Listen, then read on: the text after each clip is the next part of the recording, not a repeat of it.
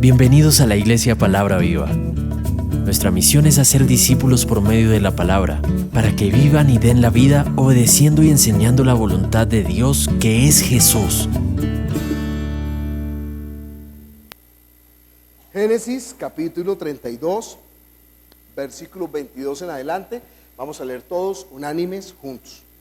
Y se levantó aquella noche y tomó sus 2 mujeres y sus 2 siervas y sus 11 hijos y pasó el vado de Jaboc. Los tomó pues e hizo pasar el arroyo a ellos y a todo lo que tenía. Y así se quedó Jacob solo y luchó con él un varón hasta que rayaba el alba. Y cuando el varón vio que no podía con él, tocó en el sitio del encaje de su muslo y se descoyuntó el muslo de Jacob mientras con él luchaba. Y dijo: déjame porque raya el alba. Y Jacob le respondió: no te dejaré si no me bendices. Y el varón le dijo: ¿cuál es tu nombre? Y él respondió: Jacob. Y el varón le dijo: no se dirá más tu nombre Jacob, sino Israel, porque has luchado con Dios y con los hombres y has vencido. Entonces Jacob le preguntó y dijo: declárame ahora tu nombre. Y el varón respondió: ¿por qué me preguntas por mi nombre? Y lo bendijo allí. Y llamó Jacob el nombre de aquel lugar Peniel, porque dijo: vi a Dios cara a cara y fue librada mi alma. Y cuando había pasado Peniel, le salió el sol y cojeaba de su cadera. Por eso no comen los hijos de Israel hasta hoy día del tendón que se contrajo, el cual está en el encaje del muslo, porque tocó a Jacob este sitio de su muslo en el tendón que se contrajo. Vamos a orar pidiendo a Dios que obre con su palabra sobre nuestro espíritu, que la palabra cumpla el propósito eterno para el cual fue enviado. ¿Cuál es ese propósito?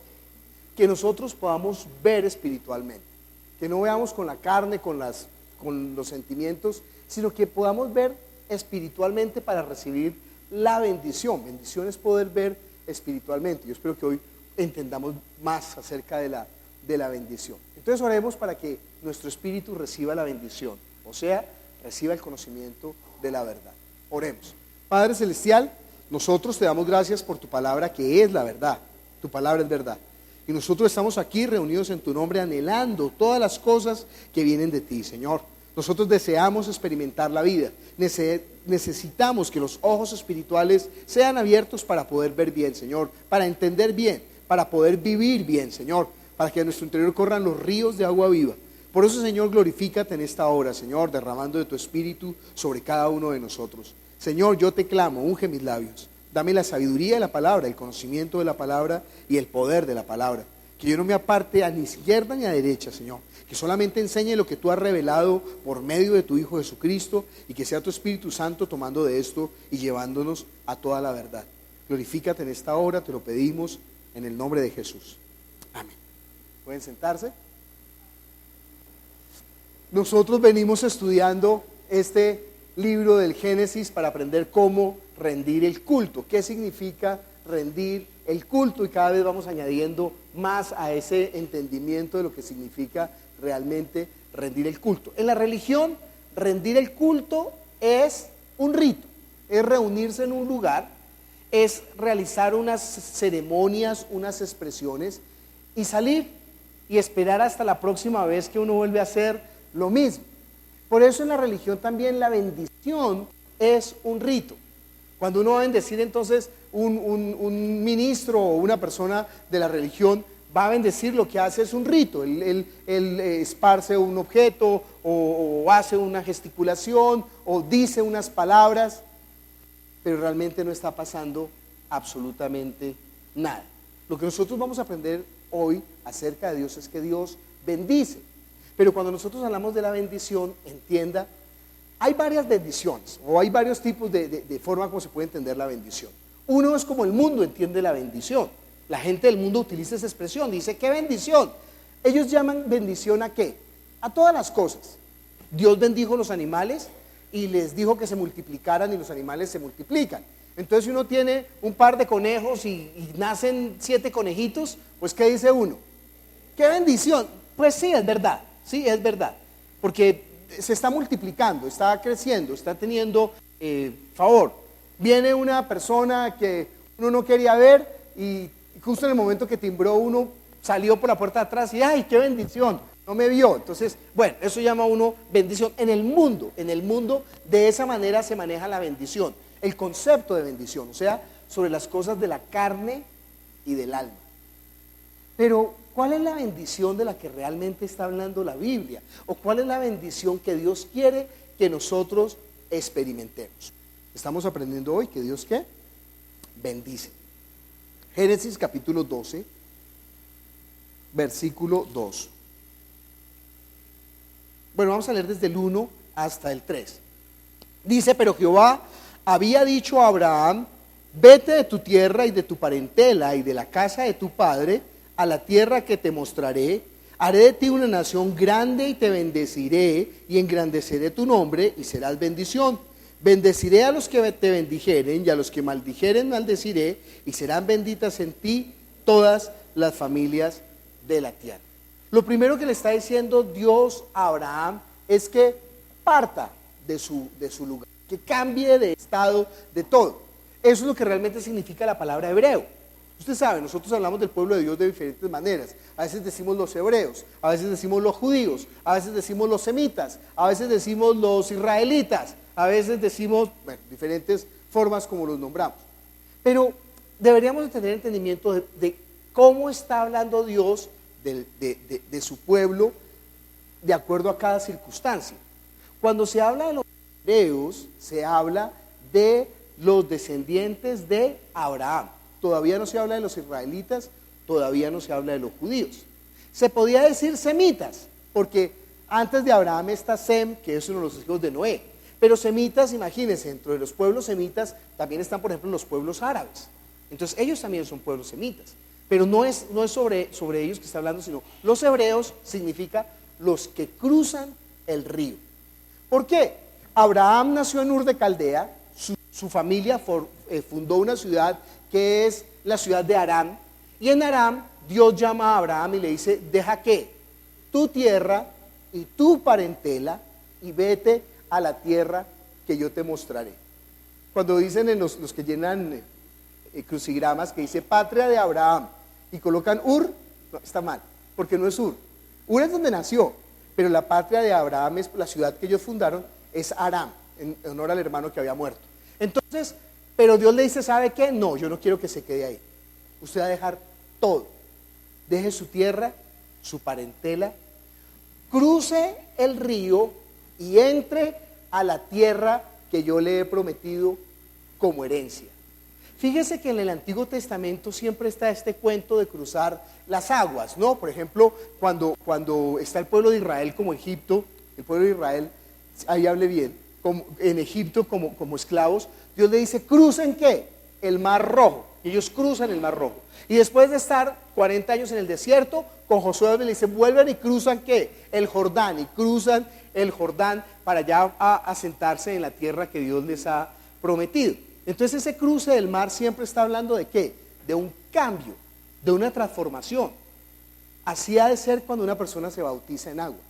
El bautismo en agua, por eso no es un rito, eso es la religión, de un niño que no sabe lo que no está haciendo y que le esparcen agua. No, eso no tiene nada que ver. Porque la palabra bautizo significa sumergirse en el agua, con pleno entendimiento de ¿qué? De que uno estaba viviendo para sí mismo. Ese es el hombre de pecado, el que vivía para sí, el que trabajaba para sí, el que su Dios era él mismo. Y ese hombre lo está dejando ahí debajo del agua. Y cuando se levanta del agua se está uniendo en la muerte de Jesús cuando se hunde, y se está uniendo a la resurrección de Jesús cuando se levanta, para vivir ahora la vida de fe como ¿qué? Como hijo de Dios. Entonces, cuando él está diciendo a Abraham: deja tu tierra y tu parentela y vete a la tierra que yo te mostraré, cruza el río, está hablando de un cambio en todo el ser de Abraham. Y le dice: y haré de ti una nación grande y te bendeciré y engrandeceré tu nombre y serás bendición.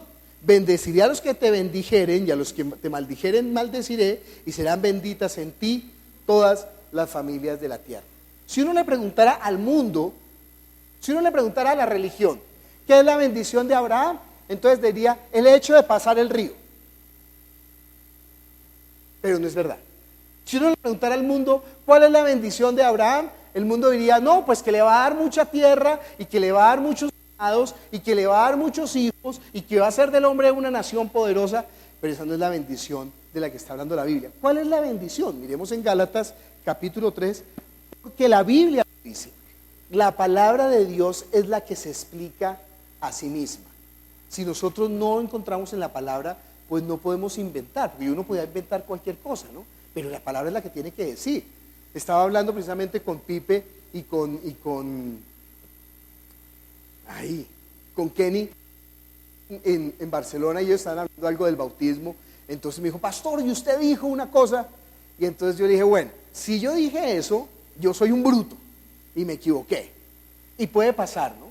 Puede pasar que algún día yo comí unos frijoles trasnochados y entonces vengo aquí a predicar y digo una tontería. Usted no puede creer lo que se está diciendo desde el púlpito como la verdad.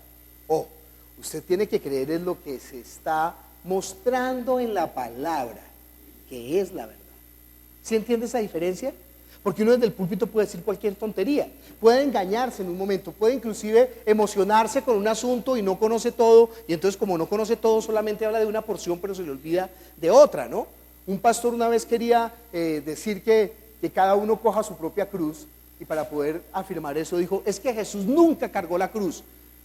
Miren Mateo, vamos a Mateo, y ahí no dice que Jesús cargó la cruz. Dijo, y miren Marcos, y ahí no dice que Jesús cargó la cruz. Dice más bien que Simón el Cireneo fue el que le cargó la cruz. Y miren Lucas, pero el pastor no leía bien la Biblia, no leyó Juan.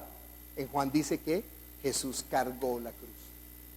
Y entonces cuando él entendió que eso lo decía Juan, dijo, como ya él había hablado desde el púlpito y no quería quedar como un zapato, entonces dijo, lo que pasa es que Jesús la cargó solamente en el pretorio. Y Juan era el único que estaba en el pretorio y él por eso dice que cargó. Pero fuera del pretorio él no la cargó, entonces Jesús no cargó la cruz. Pues muy retorcido el argumento. ¿Para qué? Para justificar su engaño, para justificar su deficiencia. Nosotros siempre hemos de hablar desde aquí, somos un burro, la palabra de Dios es la verdad, nosotros hemos de procurar de llevarla bien. Pero usted no esté atento a lo que dice el predicador, sino a lo que dice ¿qué? La palabra, siempre verificando. ¿Cuál es la bendición de Abraham que habla la Biblia? Mire conmigo Gálatas capítulo 3, versículo 6 en adelante. Así, Abraham creyó a Dios y le fue contado por justicia. Sabed por tanto que los que son de la fe, estos son hijos de Abraham. Y la Escritura, previendo que Dios había de justificar por la fe a los gentiles, dio de antemano la buena nueva a Abraham diciendo, en ti serán ¿qué? Benditas todas las naciones, de modo que los de la fe son bendecidos con el creyente Abraham. Porque todos los que dependen de las obras de la ley están bajo maldición, pues escrito está, maldito todo aquel que no ha permanecido en todas las cosas escritas en el libro de la ley para hacerlas. Y que por la ley ninguno se justifica para con Dios es evidente, porque el justo por la fe vivirá. Y la ley no es de fe, sino que dice, el que hiciere estas cosas vivirá por ellas. Cristo nos redimió de la maldición de la ley, hecho por nosotros maldición, porque está escrito, maldito todo aquel que es colgado de un madero. Para que en Cristo Jesús la bendición de Abraham alcanzase a los gentiles, a fin de que por la fe recibiésemos la promesa del Espíritu. Hermanos, hablo en términos humanos. Un pacto, aunque sea de hombre, una vez ratificado, nadie lo invalida ni le añade. Ahora bien, a Abraham fueron hechas las promesas y a su simiente. No dice y a las simientes, como si hablase de muchos, sino como de uno, y a tu simiente, la cual es Cristo. Esto pues digo, el pacto previamente ratificado por Dios para con Cristo, la ley que vino 430 años después, no lo abroga para invalidar ¿qué? La promesa. Porque si la herencia es por la ley, ya no es por la promesa, pero Dios la concedió a Abraham mediante la promesa. ¿Qué es la bendición entonces? ¿Qué es la bendición de Abraham? Y que Dios había prometido que esa bendición va a alcanzar incluso a los gentiles. La bendición es que el justo por la fe vivirá. Y cuando está hablando de la vida de fe, está hablando de la herencia eterna que Dios ha destinado para los santos. ¿Usted sabía que esa es la bendición? La herencia eterna. Es que esa bendición no se la puede robar nadie. Porque usted se encuentra un billete de 50.000 y dice, ay, qué bendición, y lo mete en el bolsillo, sube al Transmilenio y cuando baja ya no tiene billete de 50.000 porque se lo robaron. Le regalaron un celular y ay, qué bendición, y se le cae, se le rompe, se acabó la bendición. Compró una casa, ay, qué bendición, viene el terremoto y la bota en el piso, se acabó la bendición. Por eso dijo Jesús, mire, no hagan sus tesoros donde los ladrones minan y hurtan y donde la polilla come y daña, el orín corroe, sino hagan sus tesoros ¿dónde? En el cielo. Hagan sus tesoros eternos. Esa es la bendición y esa es la vida eterna, dice la Biblia.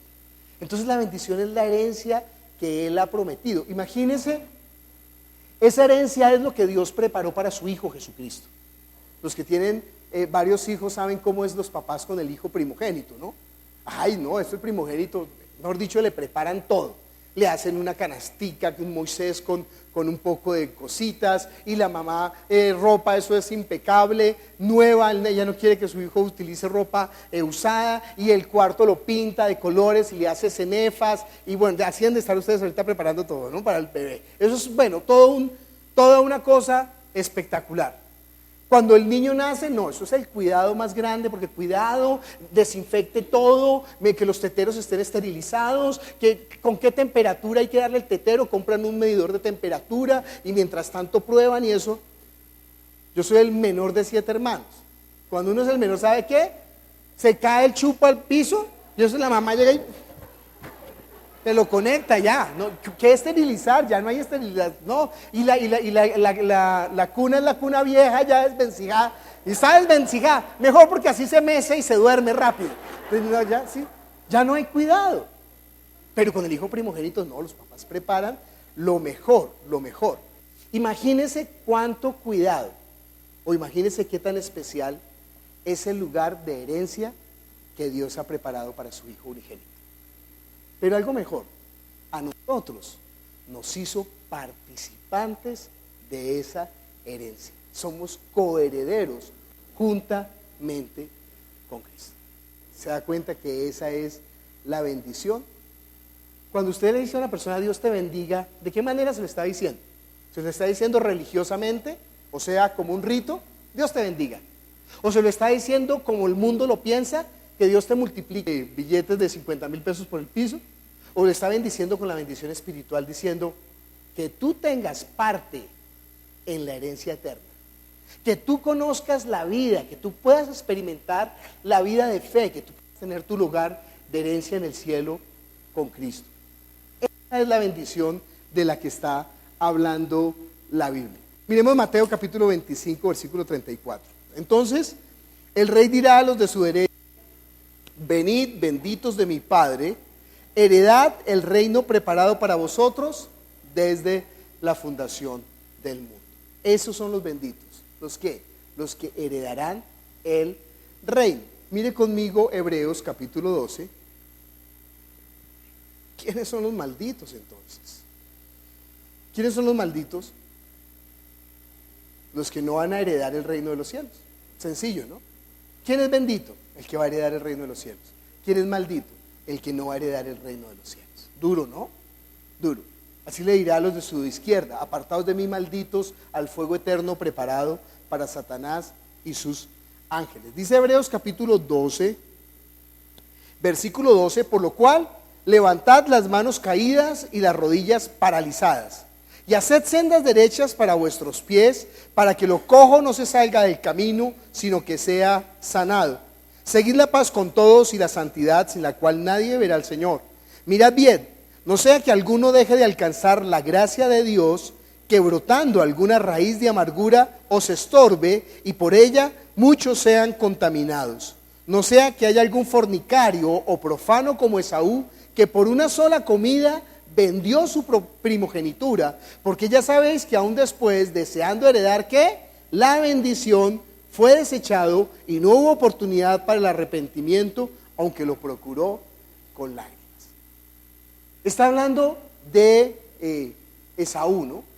Y se acuerda de la historia, porque eso es lo que venimos hablando de aquí de Esaú y de Jacob. Jacob viene preparando el encuentro con su hermano Esaú. ¿Y por qué tiene tanto susto el encuentro con Esaú? Porque Jacob tomó la bendición. Al hermano Esaú era el primogénito, pero Jacob se disfrazará y suplantará al hermano. Su padre está ciego, él usará el nombre de su hermano para tener esa bendición. Cuando él regresa, entonces él está asustado porque dice, mi hermano pues me va a cobrar las cosas. Y la vez pasada vimos que él envió los ganados y los presentes. A Jacob no le interesan esas cosas.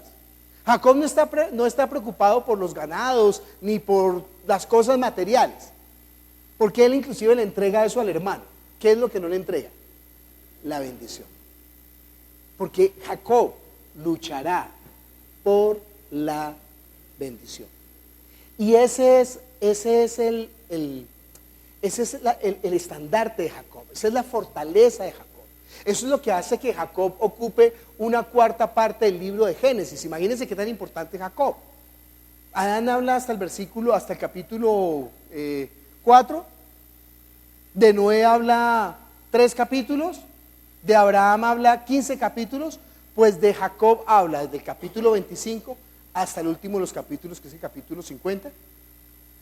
Habla todos esos capítulos de Jacob. Y uno ve Jacob, y Jacob no es el héroe ético y moral de la Biblia.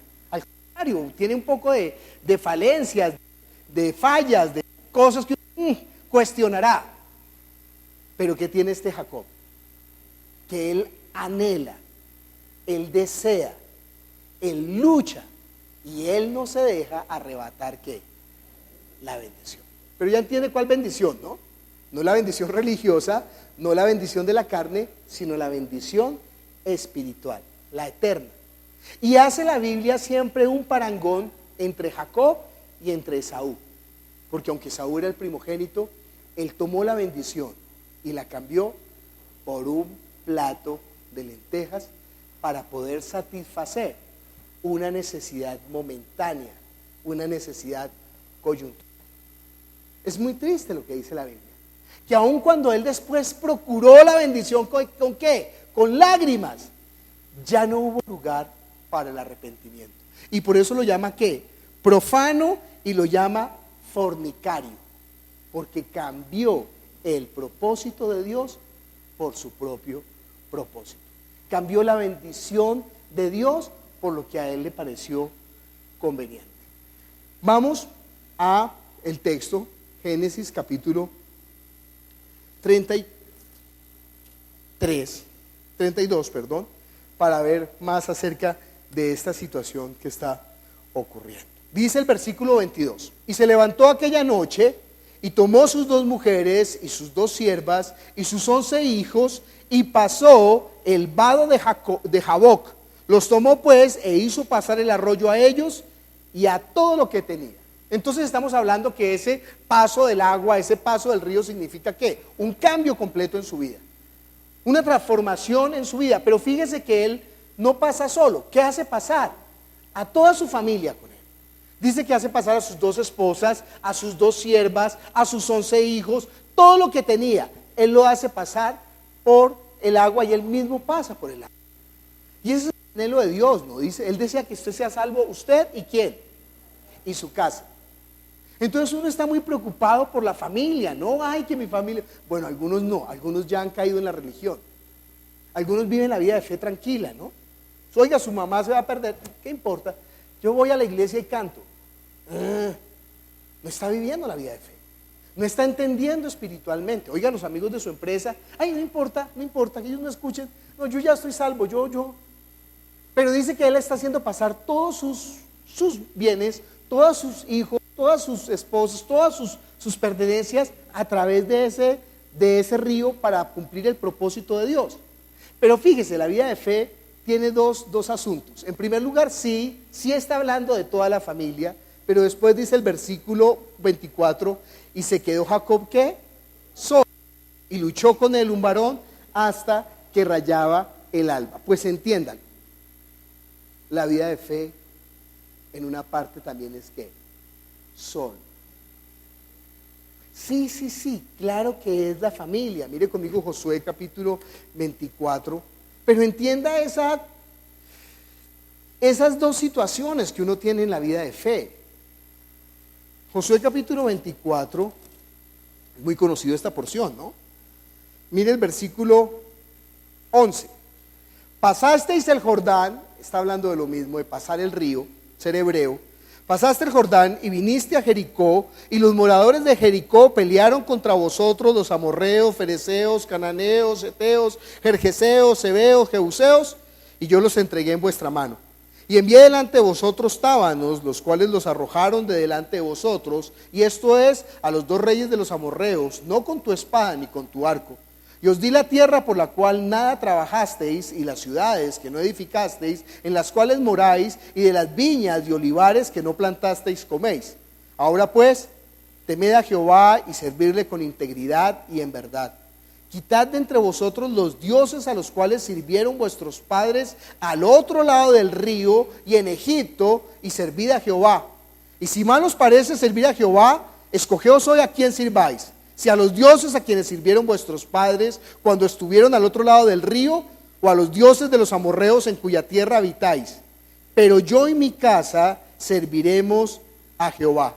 Entonces el pueblo respondió: nunca tal acontezca que dejemos a Jehová para servir a otros dioses, porque Jehová nuestro Dios es el que nos sacó a nosotros y a nuestros padres de la tierra de Egipto, de la casa de servidumbre, el cual ha hecho estas grandes señales y nos ha guardado por todo el camino por donde hemos andado y en todos los pueblos por entre los cuales pasamos. Bueno, si usted sigue leyendo la historia de Israel después en los Jueces, ¿qué hizo el pueblo de Israel?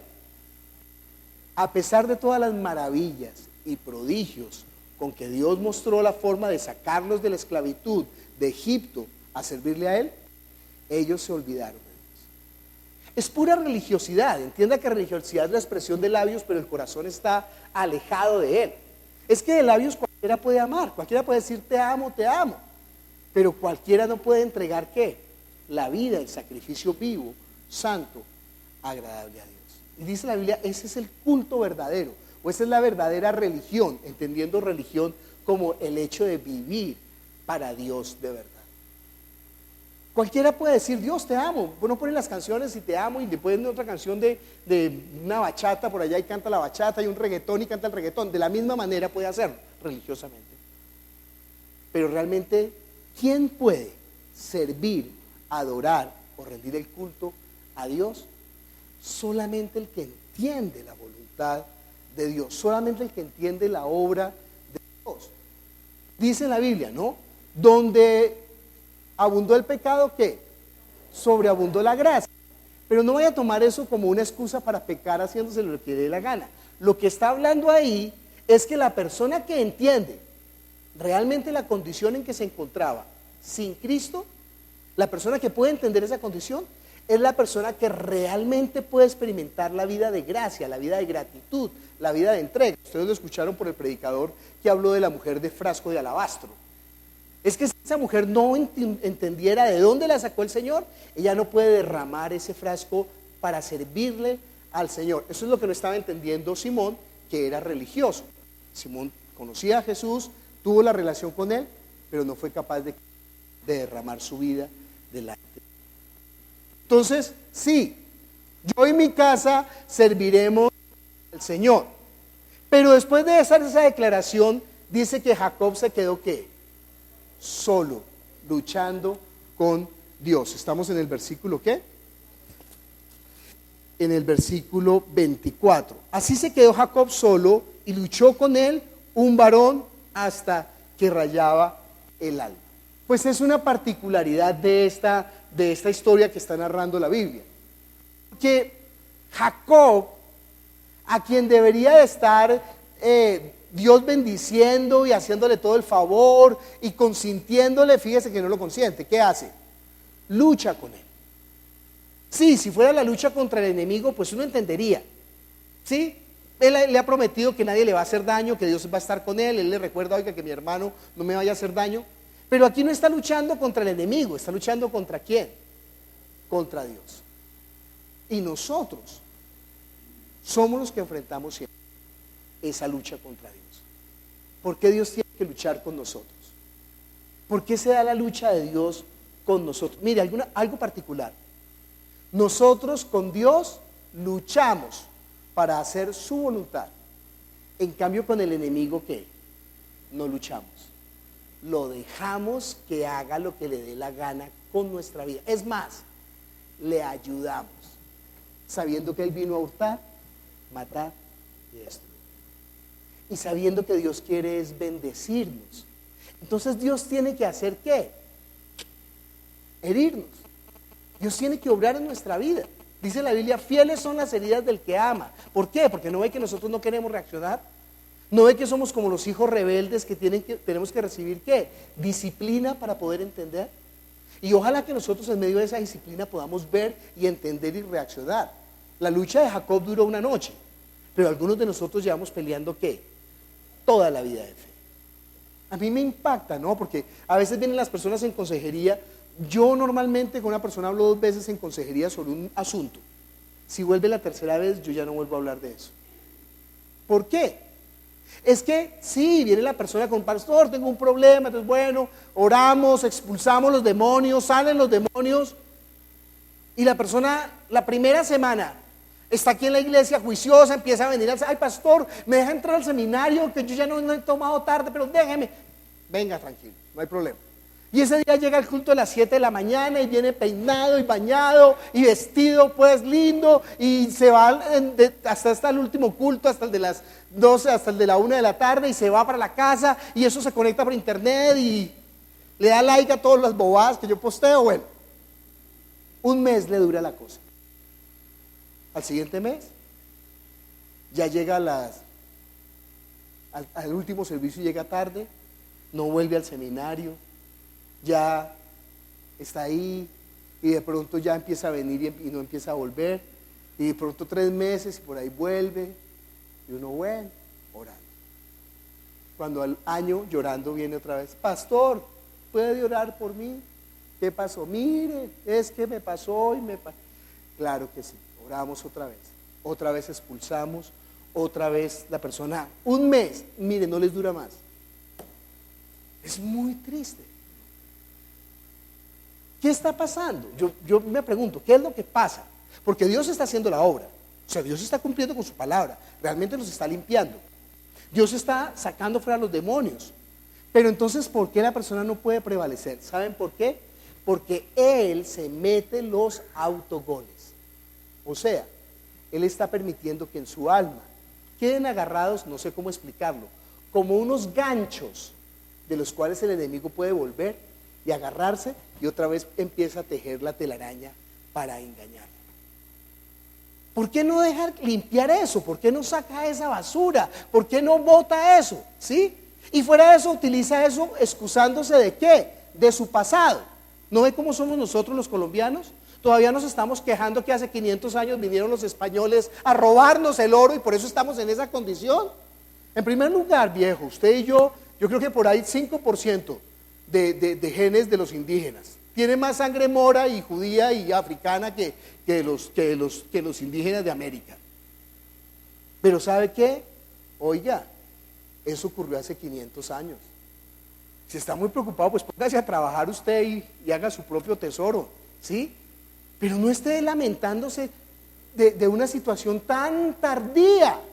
No estés porque todos nosotros estamos excusándonos con la culpa de los demás. Lo que pasa es que es el gobierno, lo que pasa es que es la situación, lo que pasa es que fueron mis padres, es que usted no sabe lo que a mí me hicieron cuando chiquito, es que mi hermano me robó el miniciquiz, todavía está, y entonces permite que el enemigo tenga como esos ganchos de donde que agarrarse y volver.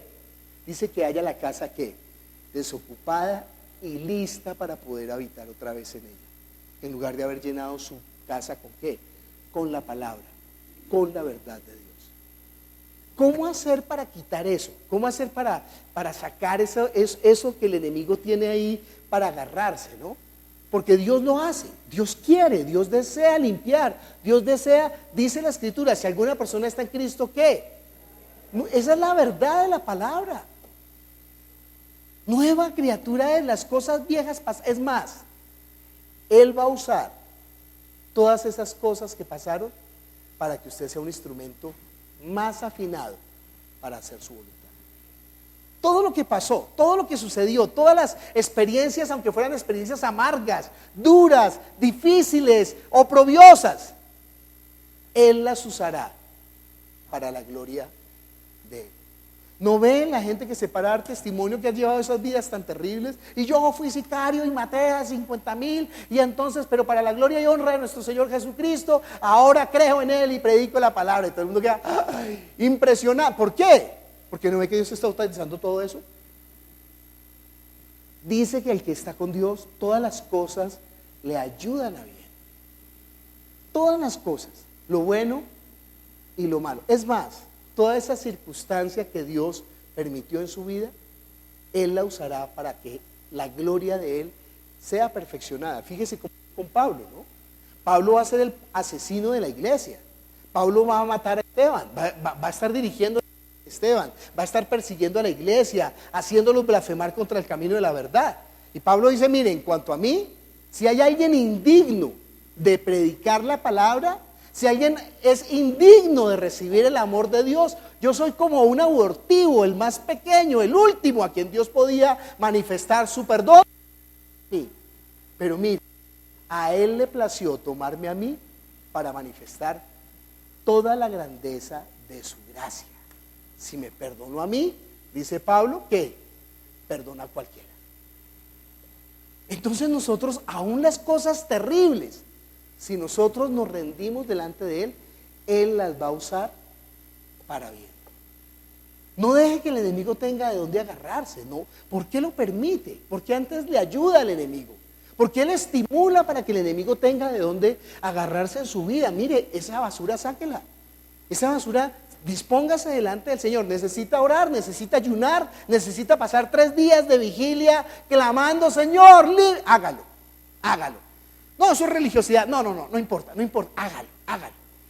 Póstrese, clame, babie, deje de comer, pero no le dé más lugar al diablo, porque lo que Satanás quiere es ¿qué? Dañar su vida. Satanás lo que quiere es robar su espíritu. Él vino a hurtar, matar, pero no es que nosotros antes lo consentimos, antes lo excusamos, antes lo dejamos. Sí, cierto que usted sí me entiende, Satanás. Cierto que es que la maldad es de mis padres. Cierto que yo no soy culpable. Cierto que yo soy una víctima de toda esta situación. Y la religión estimula eso. Pobrecito, Dios entiende tu dolor. Dios entiende tu sufrimiento. Vamos a hacer una liberación de sanidad del alma y vamos a hacer una renuncia a las maldiciones generacionales. ¿Dónde dice la Biblia maldiciones generacionales?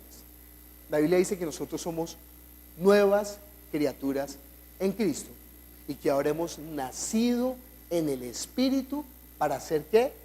Hijos de Dios. Y si tenemos esa genética, la palabra no está bien usada, si tenemos somos esas nuevas criaturas en Cristo, entonces nosotros tenemos ¿qué? La bendición de Dios, porque esa es la bendición, la herencia que Él ha preparado para los hijos de Dios. Y entienda, nadie puede hacer eso por usted. Usted está solamente con el Señor, solo delante de Él, y tendrá que luchar con Él. Tendrá que dejar que sea el Señor el que lo esté afinando, el que lo esté limpiando, el que lo esté probando. Pero si usted logra salir de esa prueba, su fe va a ser más pura, dice la Biblia, que el oro. Usted va a ser fortalecido en esa prueba y Dios lo va a usar mejor para su propósito eterno. Pero no dé más lugar al diablo, no le dé. Mire, ¿qué importa? ¿Vio la película 127 horas? Bueno, yo se la cuento rápido.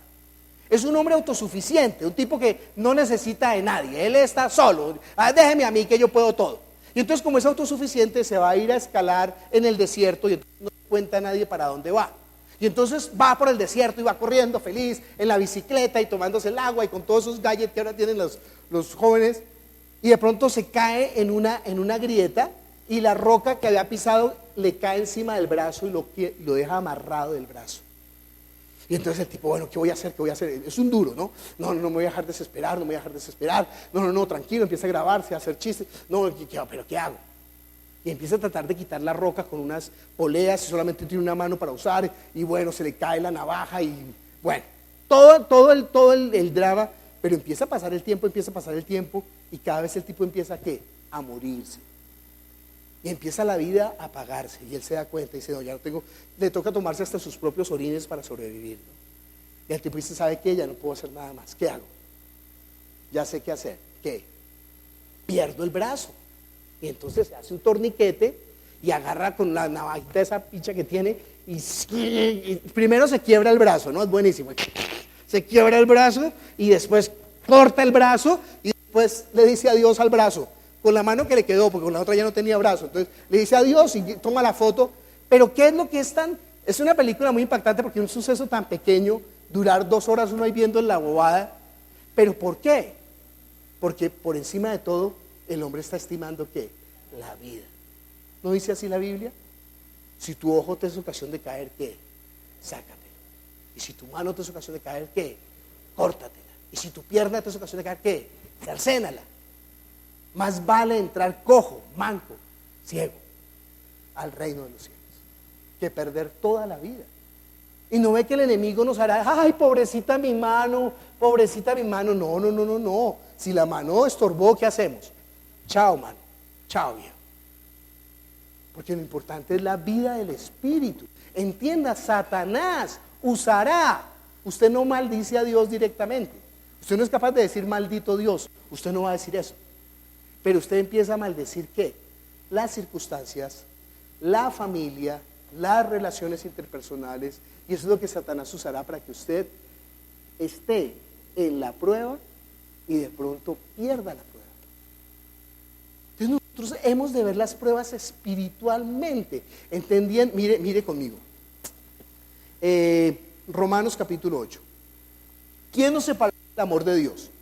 Tribulación, angustia, persecución, hambre, desnudez, peligro, espada. Como está escrito, por causa de ti somos muertos todo el tiempo, somos contados como ovejas de matadero. No, mi familia, mis padres, mis hijos, el trabajo, el presidente, el cable aéreo, las marchas por la Revolución Francesa, los egipcios, pues estamos en el mundo caído. Pero Dios usará todas las cosas del mundo caído para que su luz resplandezca con más fuerza, aún lo malo. Él convierte los desiertos en caminos de bendición y sobre los sequedales hace brotar ¿qué? Fuente. Él usará, entiéndalo, Él usará todas las desgracias que nos hayan pasado en nuestras vidas para bien, si nos arrodillamos delante de Él, si dejamos que Él use con ese material para su reino eterno. Dice, antes en todas estas cosas somos ¿qué?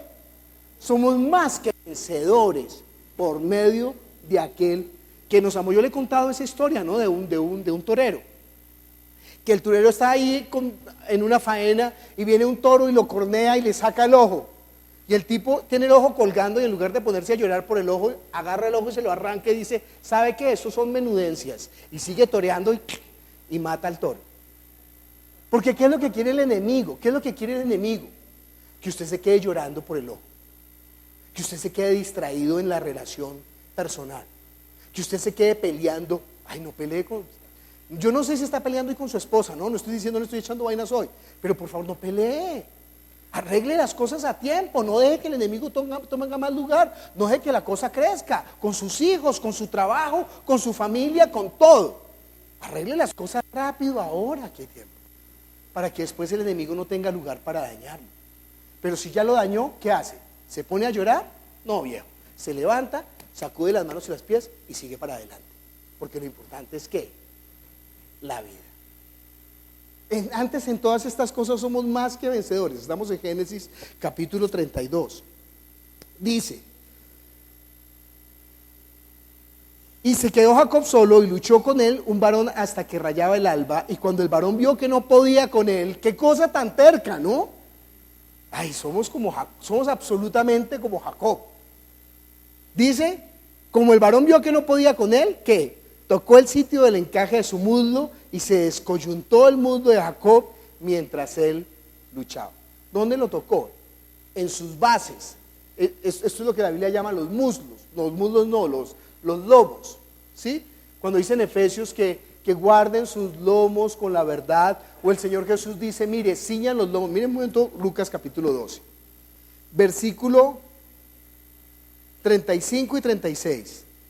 Estén ceñidos vuestros lomos y vuestras lámparas encendidas, y vosotros sed semejantes a hombres que aguardan que su Señor regrese de las bodas, para que cuando llegue y llame, le abran ¿qué? Enseguida. O sea, no se duerma, no esté ahí. Sí, si usted está en sus propias fuerzas, si usted está trabajando es por lo suyo, ese es el problema nuestro. El problema no es Satanás. El problema no son los ángeles caídos, el problema no son los demonios, el problema no es el mundo, el problema no es la familia, el problema es que nosotros mismos, nosotros nos estamos haciendo zancadilla. Porque estamos buscando es nuestro asunto, nuestra cuestión, pero debemos de luchar es por el asunto ¿qué? De Él, por el asunto eterno. Por eso usted dice, ciñan sus lomos para servirle ¿a quién? A Él, para cuando Él venga los halle vigilantes. Entonces el ángel, como este hombre no quiere ceder, porque es un terco este Jacob, ¿qué hace? Lo toca donde le duele. Entonces cuando lo toca donde le duele, ¿qué hace Jacob? Hace lo mejor. Mire, Jacob es un personaje espectacular. Nosotros hemos de identificarnos con este Jacob, porque con todas sus debilidades y con todas sus falencias, cuando se ve herido, ¿qué hace? Se agarra a él, se agarra a Dios y le dice, ¿sabe qué? No te voy a soltar hasta que no me bendigas. No te voy a dejar, no te voy a dejar. ¿Se acuerda el salmo que dice, aunque un ejército acampe contra mí, no temerá mi corazón? Aunque contra mí se levanten guerras, con todo yo estaré confiado. Una cosa he demandado del Señor y esta buscaré, que esté yo en la casa del Señor todos los días de mi vida. Tercamente hemos de permanecer en Él. Aún contra nosotros mismos, contra el mundo, contra Satanás, contra un ejército, contra lo que se levante. Pero nosotros no lo soltaremos. ¿Sabe qué, Señor? ¿Sabe qué va a hacer Jacob? ¿Sabe qué va a hacer Esaú? Perdón. Esaú dice, ay no, ¿sabe qué? Esto está muy fuerte. Yo tengo esa hambre. Deme mi plato de lentejas y quédese con la bendición. ¿Sabe qué hace Jacob? No me importa perderlo todo. Máteme si quiere, pero bendiga. Porque él entiende esa bendición eterna, él entiende qué es lo que Dios quiere hacer para él. Estamos ahí en el versículo, dijo, déjame porque raya el alba, y Jacob le dijo, no te dejaré si no me bendices. El varón le dijo, ¿cuál es tu nombre? Él respondió, Jacob, y el varón le dijo, no se dirá más tu nombre Jacob. Jacob significa engañador, usurpador, sino Israel, porque has luchado con Dios y con los hombres y has ¿qué? Vencido. Pero entiende que él no venció a Dios, sino que él se venció. Él fue el que dijo, ¿sabes qué? No te suelto si no me bendices. Mire conmigo Apocalipsis, capítulo 2, versículo 7. ¿Cuánto lleva luchando? No importa. No importa el tiempo que lleve luchando con Dios. ¿Sabe qué es lo importante?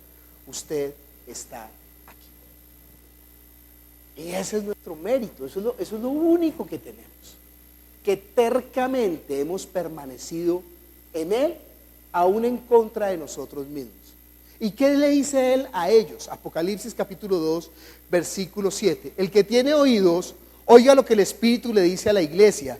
Al que venciere, le daré a comer del árbol de vida, el cual está en medio del paraíso de Dios. Mire el versículo 11, el que tiene oídos, oiga lo que el Espíritu dice a las iglesias. Al que venciere, no sufrirá daño de la segunda muerte. Mira el versículo 17, el que tiene oídos, oiga lo que el Espíritu dice a las iglesias. Al que venciere, le daré a comer del maná escondido, y le daré una piedrecita blanca, y en la piedrecita escrito, ¿qué? El que no le reveló a Jacob, nos lo reveló a nosotros, el nombre nuevo, el nombre de Jesús, el cual ninguno conoce, sino aquel que lo recibe. Mira el versículo 26, al que venciere y guardare mis obras hasta el fin, yo le daré autoridad sobre las naciones. Mira el versículo 3, el capítulo 3, versículo 5, El que venciere será vestido de vestiduras blancas, y no borraré su nombre del libro de la vida, y confesaré su nombre delante de mi Padre y delante de sus ángeles. Mire el versículo 12. Al que venciere, yo le haré columnas en el templo de mi Dios, y nunca más saldrá de allí. Y escribiré sobre él el nombre de mi Dios y el nombre de la ciudad de mi Dios, la nueva Jerusalén, la cual desciende del cielo de mi Dios, y mi nombre nuevo. Mire el versículo 21. Al que venciere, le daré que se siente conmigo en mi trono, así como yo he vencido y me he sentado con mi Padre en su trono. El que tiene oído, oiga lo que el Espíritu dice a las iglesias. Vamos a ponernos de pie. Padre Celestial, nosotros te damos gracias por tu palabra, que es la verdad. Tu palabra es verdad. Ayúdanos, te necesitamos. Esa es nuestra declaración de Jacob, Señor. Te necesitamos, sin ti no somos nada, Señor. Aun cuando tú nos matares, en ti esperaríamos, Señor. Nosotras sabemos en quiénes hemos creído. Tú eres poderoso para salvarnos. Ni tribulación, ni angustia, ni peligro, ni hambre, ni desnudez, ni lo alto, ni lo profundo, ni hombres, ni principados, ni ángeles, ninguna cosa creada nos podrá separar del amor de Dios que es en Cristo Jesús, Señor nuestro. Padre, perdónanos por ser tontos y permitir que el enemigo todavía tenga ganchos en nuestra alma para tratar de sujetarnos. Padre Celestial, ahora mismo, rompe con todo eso, quita con todo eso, límpianos, Señor, límpianos. Si tenemos que dejar nuestro brazo, nuestro ojo, nuestra pierna, Señor, bienaventurados, Señor. Mejor es entrar, Señor, sin ellos que perdernos eternamente. Nosotros estamos dispuestos a dejarlos todo por ti, Señor, por nuestra herencia eterna, que es la que anhelamos, en el nombre de Jesús. Amén.